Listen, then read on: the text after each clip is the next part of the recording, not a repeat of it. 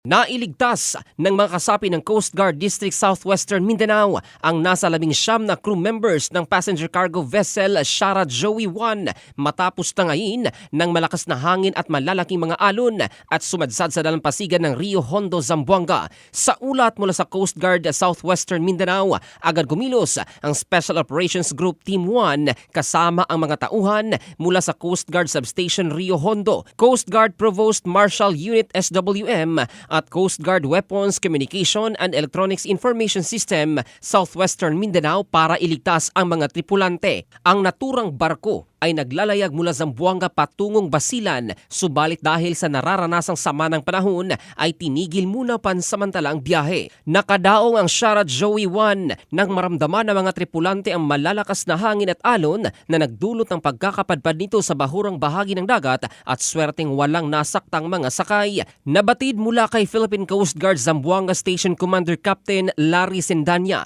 na pansamantalang kinansila ang biyahe ng mga barko mula Zamboanga patungong Karatig na mga probinsya at vice versa, bunsod ng nararanasang sama ng panahon. Ito si Jofel Candado in the heart of changing lives ng Brigada News Philippines, the Music and News Authority.